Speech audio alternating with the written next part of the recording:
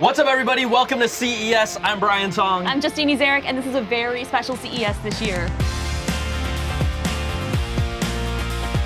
When you think about it, how many people are actually here with us? Well, we're talking about over 130,000 attendees, 4,000 plus exhibitors? It's wild, and there's over 1,200 startups, and this entire space is about 30 football fields. 30. This is the tech mecca, the only place you really want to be if you love this stuff. It's true, and we are here, and we're going to be giving you guys all of the things that you need to know. But most importantly, what are these tech trends this year?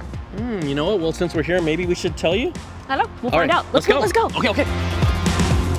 This is day zero. As you can tell, there are a ton of boxes that are not unboxed, which actually I feel like we have a couple experts that might be able to help them. Right? Like I feel like we know how to open these. Yeah, the booths are still setting up, right? So you're gonna see a lot of crates, a lot of packaging, a lot of plastic wrap. But as we get into CES, this is again, day zero, so there's a lot of setup happening, but there's also a lot of things that you all wanna know, like what are the big trends that are coming up here? And I think there's two letters or two words that we can't avoid. It could AI. Oh, there you go. Little artificial intelligence. there. Oh, that's nice. That's a nice touch. So with artificial intelligence, right?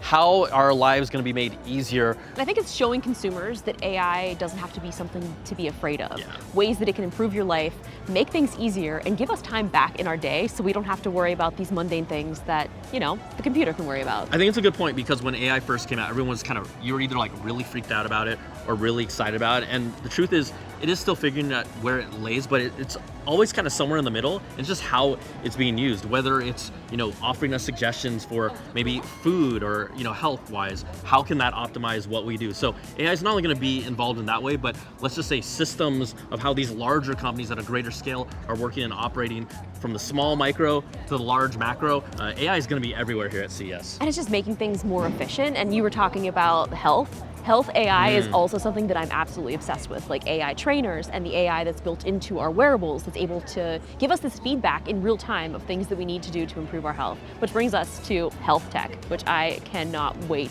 to see what they have this year. I'm obsessed with tracking my data, and I think it's really cool because now there's so much innovation going into telehealth that this is allowing people to take their health into their own hands and at home. Yeah, one of the really cool parts on the show floor here is you've got to explore digital health.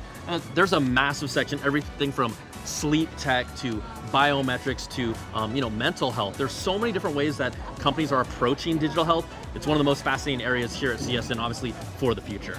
I'm so obsessed, and one of the things that I love so much is being able to take that ownership of our health into our own hands, knowing your baseline normal, your heart rate, your blood pressure, these simple things that we should know, that if you ever have to go to the hospital, you will have all of that information and know what your normal is. I mean, we're wearing things that are giving us that data as quickly as possible. We're not relying on anyone else, but we can at least start to get trends again when you talk about AI and all these things are tying together. These AI helps pull this data and then gives us recommendations how we can move forward. So we're wearing them, we're doing it. We've got them all on. And the other thing that I'm so excited about there's plenty. There's so many things, but smart home tech. Every year I see something that I'm like, I can't wait until that actually comes out so that I can integrate it into my home. Yeah, with smart homes, we've really seen this space. Smart homes and Internet of Things have been a big thing for, I feel like, at least 5 or 6 years. It's been a while. And the big thing now is we're trying to start and see all these different companies that were doing their own thing really kind of get onto a single platform with Matter and just be able to talk to each other, make things more efficient. I think a lot of times we've been around this tech space for so long, we're getting to the point where the tech is so good, it's not about how is this being more efficient for our lives. So it's iterations of what we've seen, but now talking to each other, everything from our microwave to our faucet to our laundry machine. This is happening right now, and you can then see that stuff on your TV. I mean, we're here right now with smart homes. And it's amazing to get all of this stuff that's integrated and using your TV as your hub to be able to control your laundry, to see what is in your refrigerator, all of these things. And it's so amazing just to see it year after year get better, and the accessibility is just there for everyone. You don't have to hire a company now to set up your smart home. Yeah. You can do it in a few hours over the weekend, which is amazing. And when all this innovation here, we talk about these big ideas, these big trends, I'll tell you the place where it all starts is at Eureka Park, right? This is where our 1,200 plus startups from different countries, from all over the world, you're gonna see things like even nuggets of ideas in products that end up becoming big things down the road.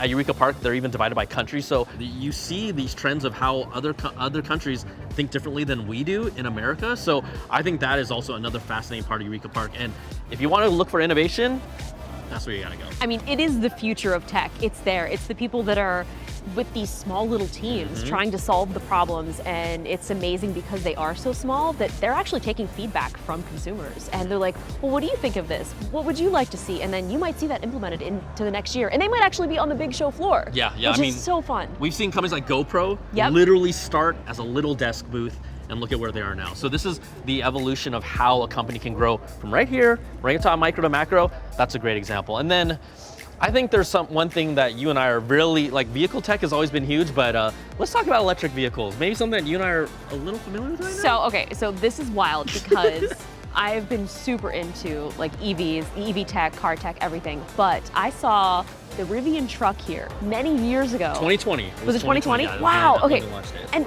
we weren't even sure if that was actually ever gonna come out, and it looked so cool, and I remember filming a video and I was so hyped about it.